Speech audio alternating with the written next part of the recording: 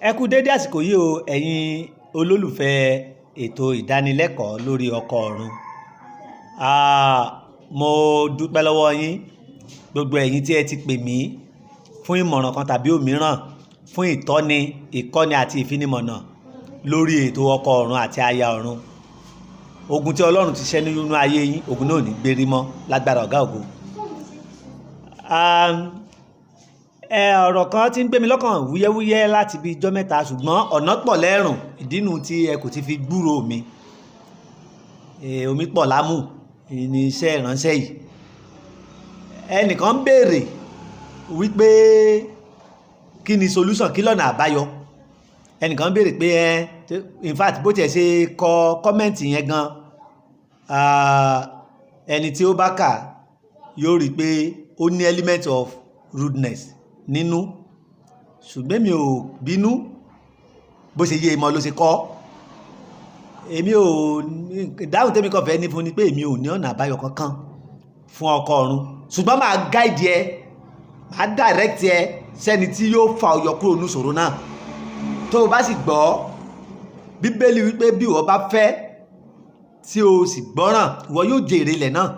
Tí o bá gbọ́ ìmọ̀ràn tá a bá gbà ọ́, tó o gbọ́ ìtọ́ni, tó o gbọ́ ìkọ́ni, tó o gbọ́ ìfinimọ̀nà, tó o tẹ̀lé, àwọn èèyàn dúpẹ́, ìwọ náà ó dúpẹ́ fọlọ́run ọba. Èmi ò lọ́nà àbáyọ, kì í sọ fún ọ pé èmi ni ọ̀nà àbáyọ. I'm not the solution to your life problem. I can only guide you. I can only counsel you. I'm a therapist.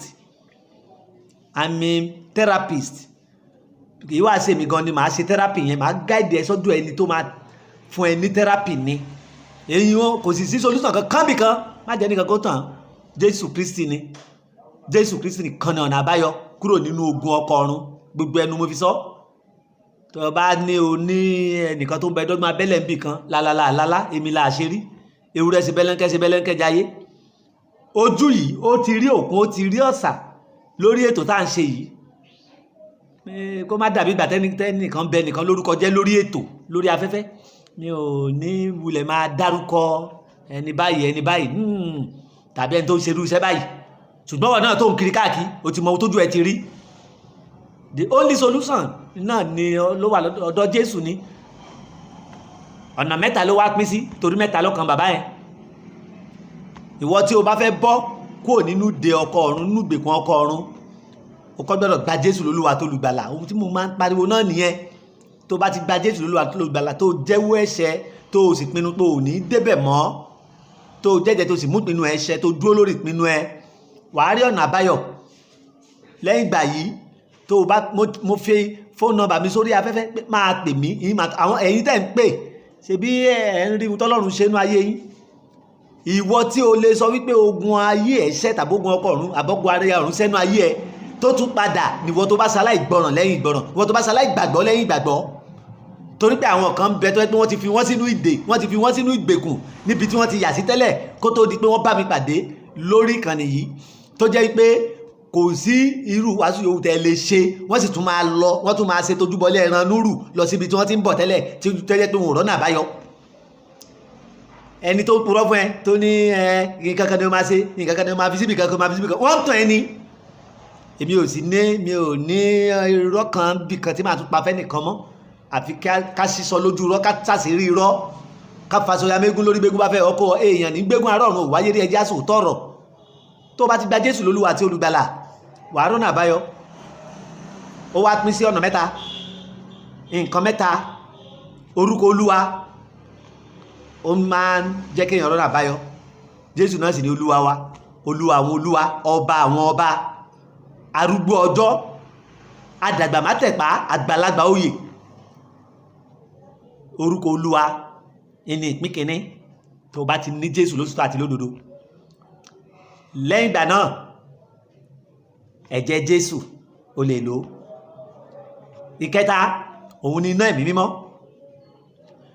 Orúkọ Olúwa tí mo sọ, Bíbélì wípé orúkọ Olúwa ilé ìṣọ́ agbára ni, olódodo sá wọbẹ̀ ó sì yè. Tí o bá ti lè gbàgbọ́ nínú Ọlọ́run tó gba Jésù ní Olúwa àti olùgbàlà, kò sí ní bọ́ lọ́wọ́ ogun ọkọ̀ ọ̀run. Kò sí bó ti wù kọ́kọ̀ yẹn ó le tó, kọ́kọ̀ ọ̀run tàbá ya ọ̀run yẹn ó le tó. Á gbà ọ́. Ìwọ náà sá ti jó lódodo sí Ọlọ́run. jẹ́ olótìtọ́, tó bá ti takóró wọnú ẹ̀ wàá yè. Wọ́n máa ń sọ pé atakóró wọnú àdó nílẹ̀ Yorùbá nù, wọ́n ní atakóró wọnú àdó kò lè mọ́mọ́ ẹ̀wọ́. Èmi fi yí ọmọ fi dá lójú pé tó bá lè takóró wọnú Jésù táyátọmọ tọkọtọkọ wàá yè. Kò sógun kan tó lè borí ogun ọ̀run. Lẹ́yìn náà ẹ̀jẹ̀ Jésù,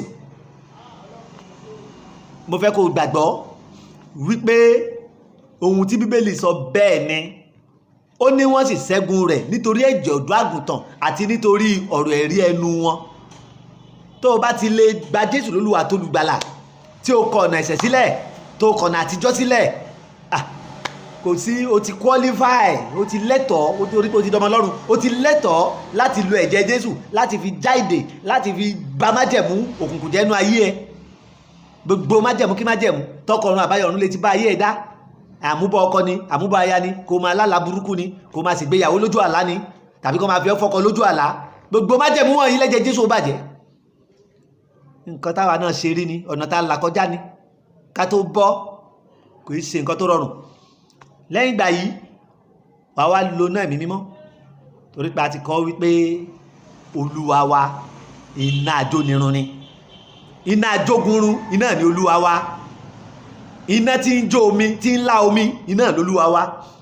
Bákan náà Bíbélì kọ wípé iná ṣáájú Olúwa, ó sì jó gbogbo àwọn ọ̀tá ìrun yíkáyíká. Tó bá ti lè dọmọ Ọlọ́run, tó lo náà Ẹ̀mí Mímọ́ tó fi gbàdúrà, ó bọ̀.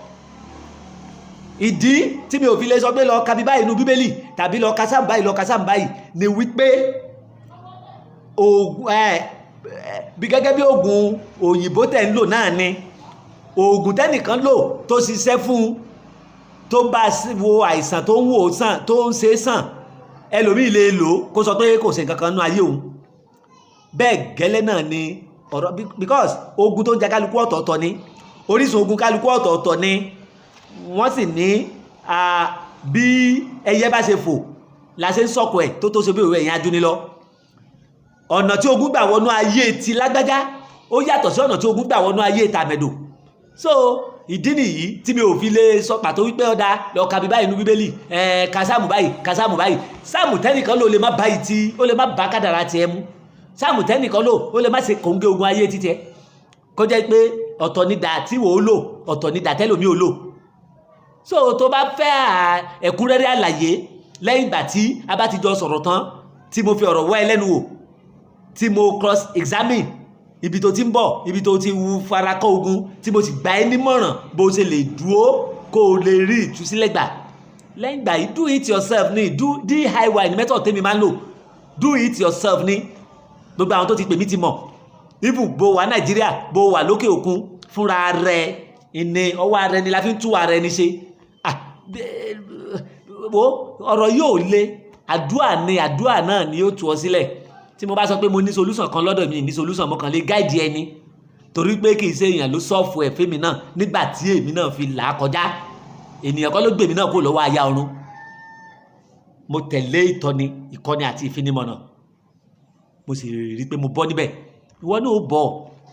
Tí mo bá sọ àdúrà tèmi gbà fún ọ, ó lè má jẹ́ òun ni yóò ṣe kò ń gẹ bí ogun yẹn ṣe ń jà wọ́.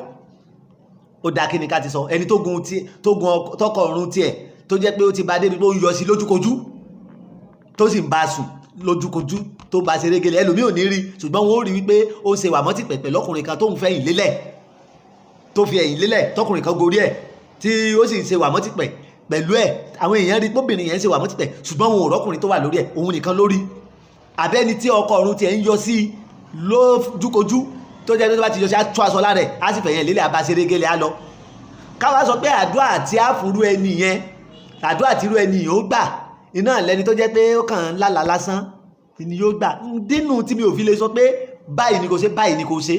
Ìwọ pé tó bá mọ̀ pé o ní ìṣòro ogun ọkọ ọ̀run, tàbí o mọ̀ pé o ní ìṣòro ogun aya ọ̀run, kò tí ì pẹ́ jù, o sì lè bọ́, Jésù sì lè gbà ọ́. Ìwọ pè mí, mo ti sọ fún ọ.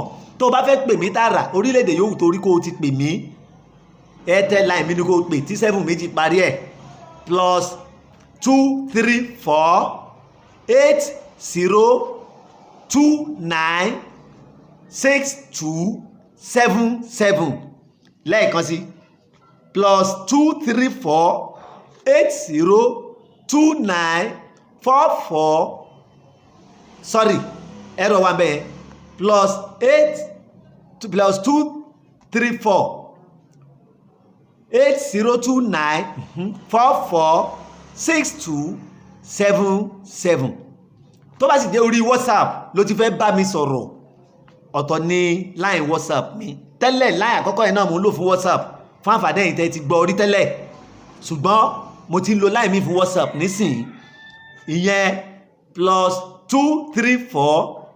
9038 050 762 lẹ́ẹ̀kan sí +234 9038 050 762. Olúwa yóò bá ọ pàdé yóò sì gbọ́ àdúrà ẹ pẹ̀lú àṣẹ Ọlọ́run. Bí o ti ṣe ń wò mí yìí, bó o ti ṣe ń gbóhùn mi lọ́wọ́lọ́wọ́, mo sọ pẹ̀lú àṣẹ ìpè, gbogbo májẹ̀mú ọkọ ọ̀run, gbogbo májẹ̀mú aya ọ̀run nínú ayé ẹ lórúkọ Jésù kó gbiná sọnù.